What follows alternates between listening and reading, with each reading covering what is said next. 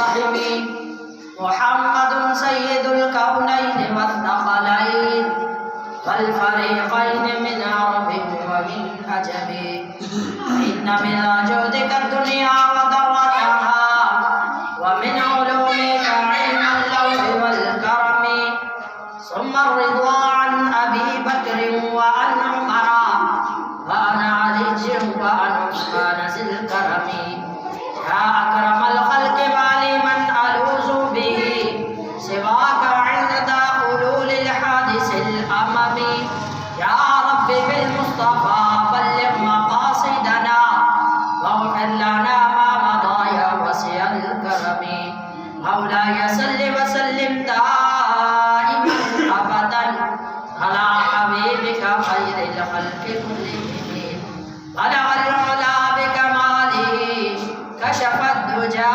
بجماله حسنت جميع خصاله صلوا عليه وآله وأصحابه أجمعين.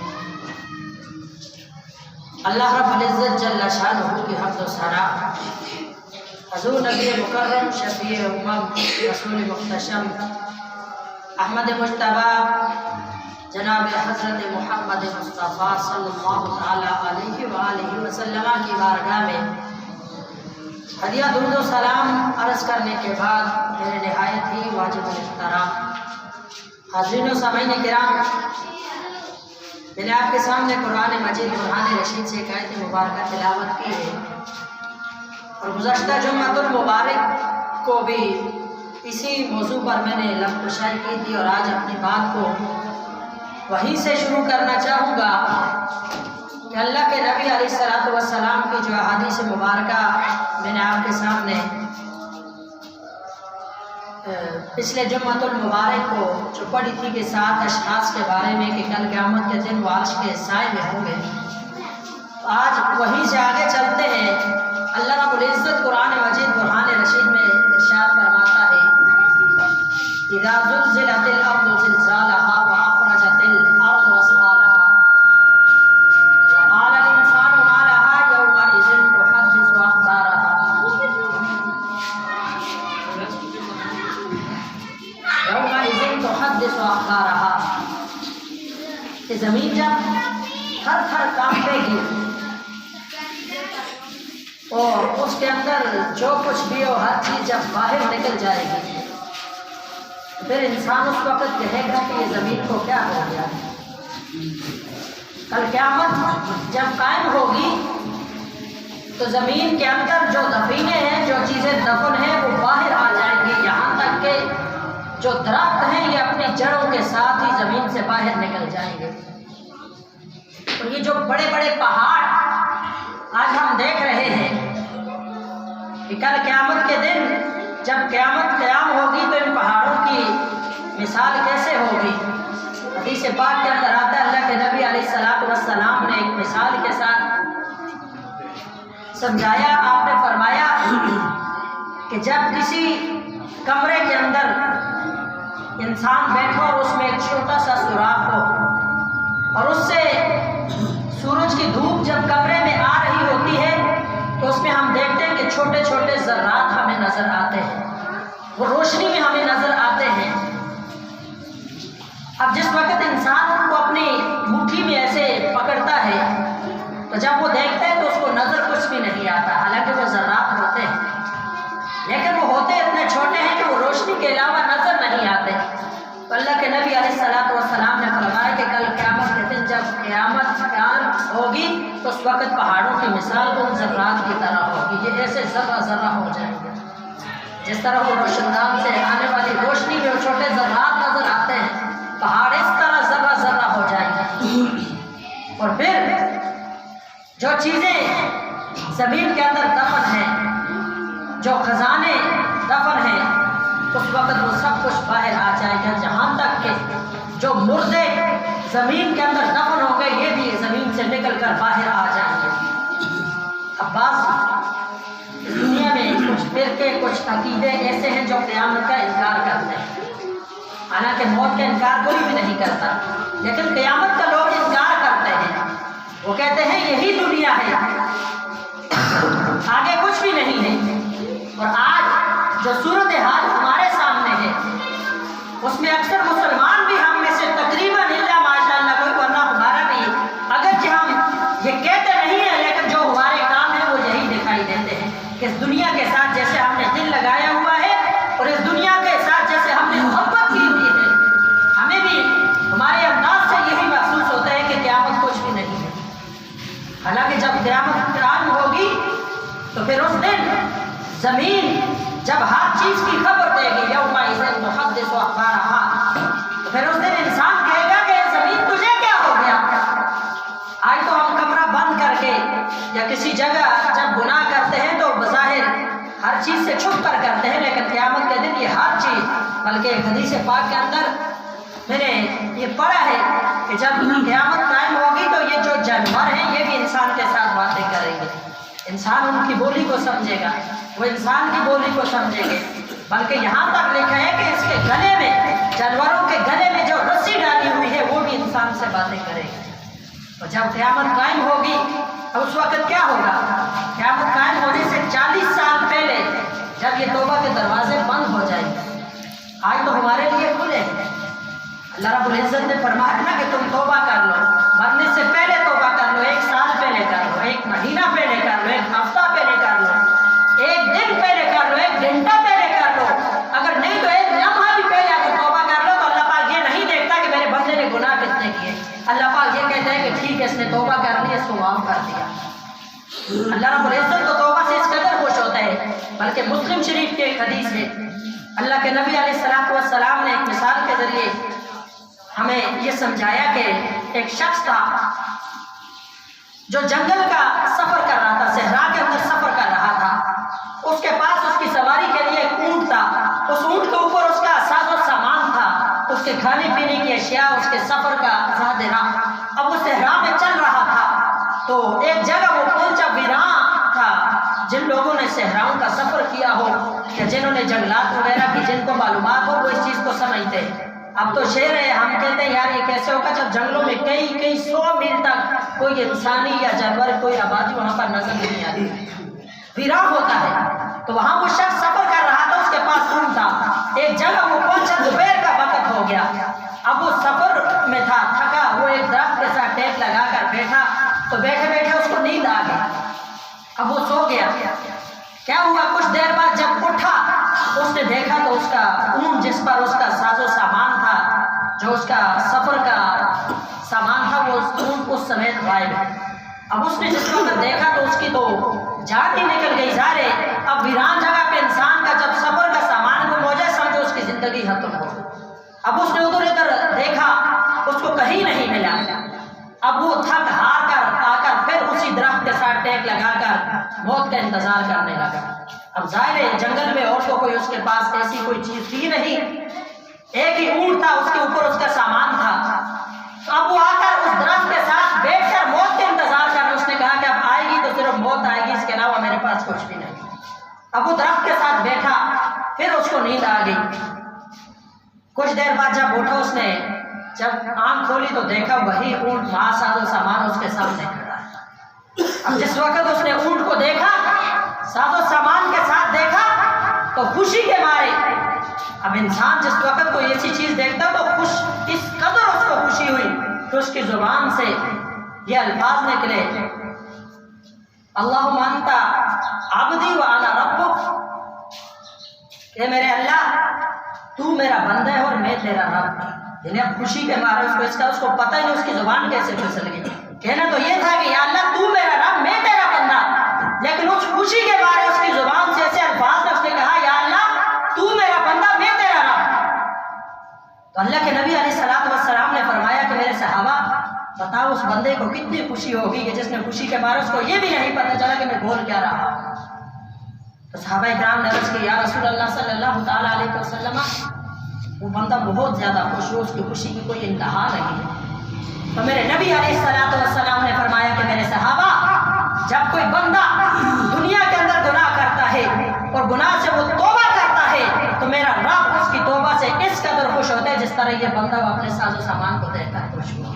میرا رب اس سے بھی زیادہ خوش ہوتا ہے جب کوئی بندہ پلٹ کر اس کی طرف آتا ہے۔ تو انسان آج ہم قیامت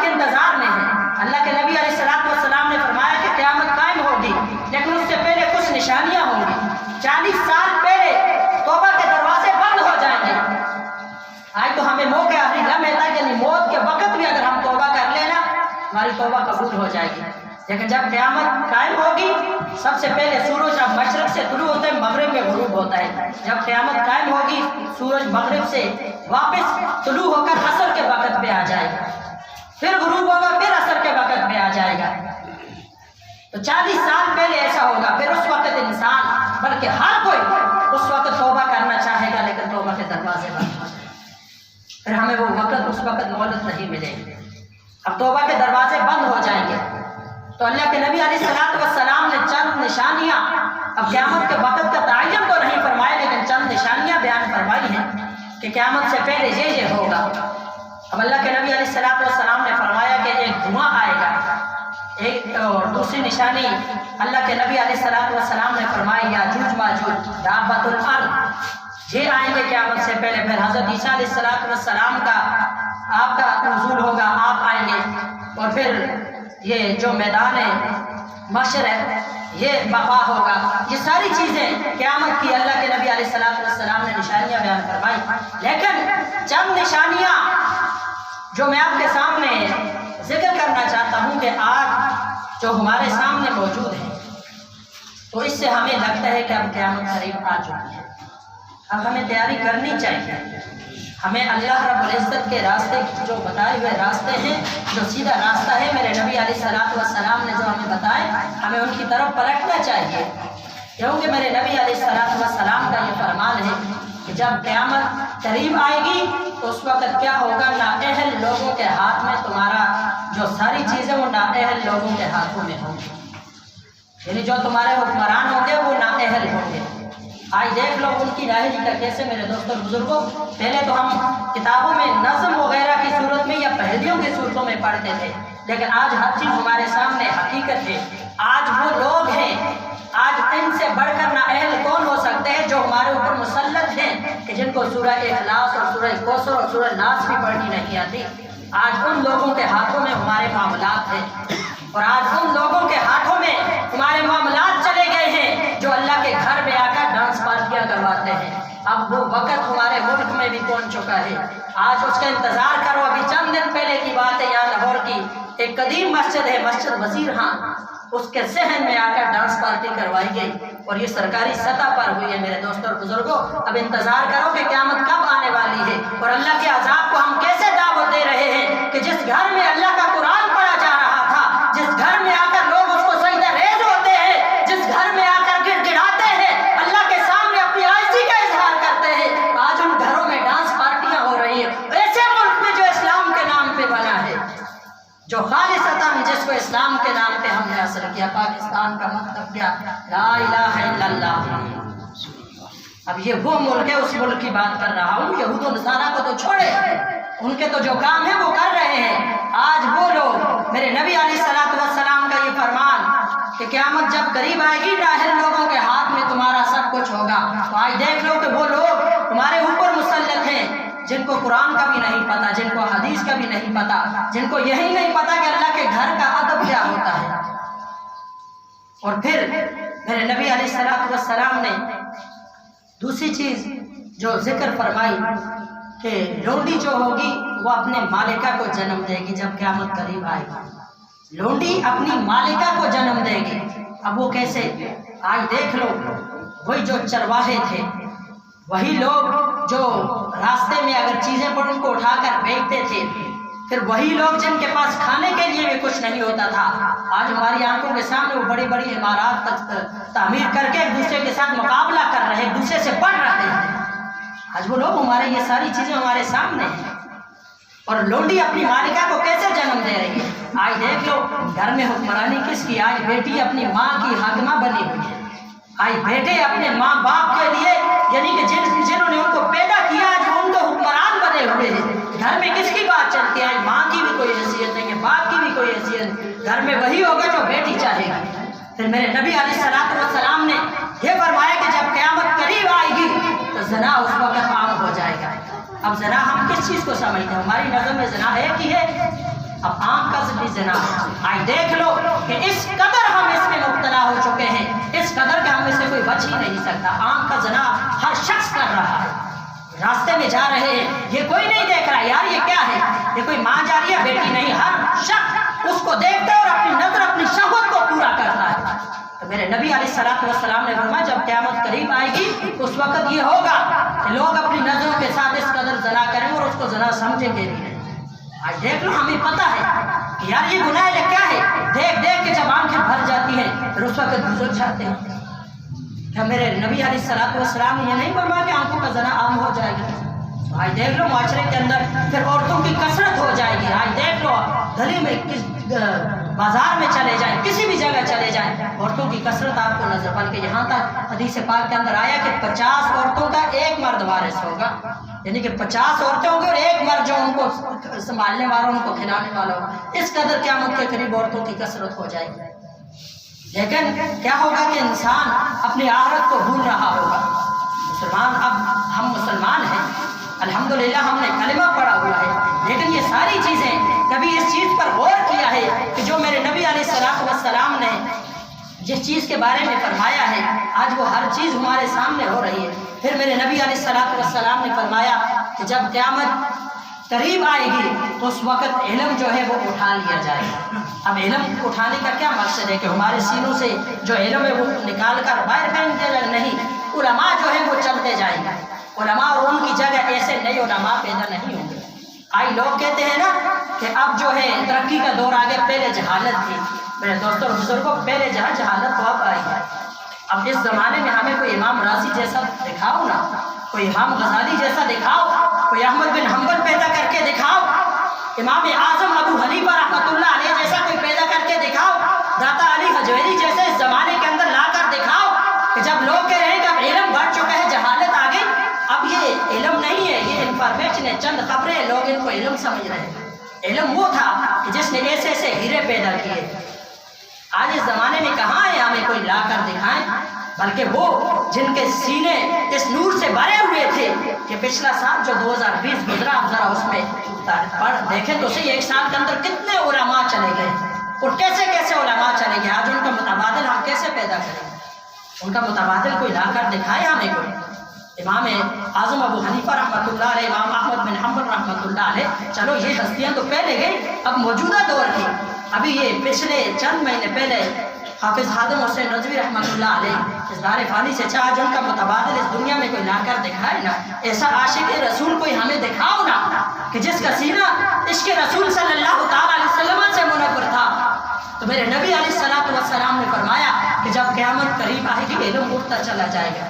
حالانکہ علماء یہ وہ شخصیت ہے جن کے لیے کائنات کی ہر چیز ان کی زندگی کے لیے دعائیں کرتی ہے۔ حدیث پاک کے اندر اللہ کے نبی علیہ السلام نے فرمایا حتی الحیتان فی الماء، یہاں تک کہ سمندر کے پانی کے اندر جو مچھلیاں ہیں وہ بھی علماء کی زندگی کے لیے دعائیں کرتی ہیں۔ علماء اس قدر، تو میرے نبی علیہ السلام نے فرمایا کہ قیامت کے قریب یہ علم اٹھتا چلا جائے گا، علماء ختم ہو جائیں گے۔ آج لوگ کہتے ہیں نا کہ ہمیں آج تو ہر چیز کی جی وہ سہولت موجود ہے۔ اب یہ چند چینل پر جو بیٹھے ہوئے لوگ ہیں یہ کیا ہے؟ آپ ذرا دین کو پڑھ کر دیکھیں اور ان کے جو طریقہ کار ہے، طریقہ جو واردات ہے، ذرا اس پر بھی غور کریں۔ آج وہ علم ختم ہو چکا ہے۔ آج یہ خبریں سنائی جا رہی ہیں اور لوگوں کو اپنی مرضی کا، آج لوگوں نے فتویٰ لینا ہو کسی مفتی یا کسی ادارے کے پاس نہیں جاتے، اسی وقت اپنے جیب سے موبائل نکالا اور اس کے اوپر لکھا تو اسی وقت فتویٰ ان کے سامنے آ جاتا ہے۔ میرے دوستوں اور بزرگوں، ایسا نہیں ہے، یہ اسلام ہے۔ اسلام کو سمجھو، اسلام کے مطابق زندگی گزارو، اپنے اصل دین کی طرف دیکھو، قرآن اور احادیث کو پڑھو، اس پر عمل کرنا سیکھو۔ اور قرآن نے جو ہمیں بتایا، اللہ کے نبی علیہ السلام نے جو ہمیں بتایا، اس طریقے کو اپناؤ۔ میں نے پہلے عرض کیا کہ ابھی ہمارے پاس وقت ہے، اللہ پاک نے ہمیں یہ مہلت دی ہوئی ہے، پھر وہ وقت آئے گا ہم سب کچھ کرنا چاہیں گے لیکن کر کچھ نہیں سکیں گے۔ پھر اس وقت جب وقت ختم ہو جائے گا، مہلت ختم ہو جائے گی، آؤ اللہ کے نبی علیہ السلام نے آپ کی زبان مبارکہ سے جو الفاظ نکلے وہ ہو کے رہے، آپ نے جو فرما دیا وہ ہونا ہے، آج صورت میں ہو رہا ہے۔ آج ساری چیزیں ہمارے سامنے ہیں۔ آج دیکھ لو کس قدر ہم میں سے ہر شخص، ہم ذرا غور کریں، جب میرے نبی علیہ السلام نے جو جو نشانیاں بیان فرمائی ہیں، کیا وہ ساری چیزیں ہمارے سامنے رونما نہیں ہو رہی؟ پھر اس کا مطلب قیامت قریب آ چکی ہے، پھر ہمیں اس کی تیاری کرنی چاہیے۔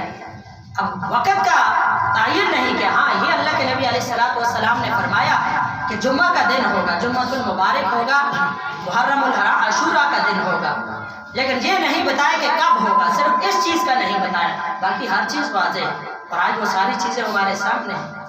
تو آؤ میرے دوستوں اور بزرگوں، لوٹو اپنی اصل زندگی، اللہ کی بارگاہ میں جھکنا سیکھو، رو گڑ گڑا کر اپنے رب کو راضی کرنا سیکھو، اپنے گناہوں سے توبہ کرو۔ ہم میں سے ہر شخص کو چاہیے ہم اپنے گناہوں سے توبہ کریں، ہماری آنے والی جو نسلیں ہیں ہم ان کو بتائیں کہ اسلام کیا ہے، اسلام نے ہمیں کیا دیا ہے، ہم نے اسلام کو کیا دیا ہے۔ آج دیکھ لو، میں اس ممبر پر کھڑے ہو کر میں اس چیز کا کیسا ہم میں سے ہر شخص کی کوشش ہوتی ہے یار ہمارا بچہ کوئی ڈاکٹر بنے، کوئی انجینئر بنے، کوئی پروفیسر بنے۔ اب میں ہم میں سے اللہ ماشاء اللہ کوئی یہ کہے کہ میرا بچہ عالم دین بنے، میرا بچہ امام احمد بن حنبل جیسا بنے، میرا بچہ امام اعظم ابو حنیفہ جیسا بنے، میرا بچہ دادا علی حجویری جیسا بنے۔ کوئی نہیں، ہم میں سے کسی کی سوچ نہیں، یہی کوشش ہوتی ہے کوئی اچھا انگلش میڈیم ہو جہاں انگلش اچھی بول رہے ہوں، اس جگہ پہ جاؤں گے۔ میرے دوستوں بزرگوں کیا کل رب کو کیا جواب دیں گے جب اس کی بارگاہ میں ہم جائیں گے؟ ہم کس منہ سے جائیں گے؟ ہم اسلام کا نام، اسلام کا لبادہ تو ہم نے اوڑھا ہوا ہے، لیکن ہمارے اندر کیا ہے؟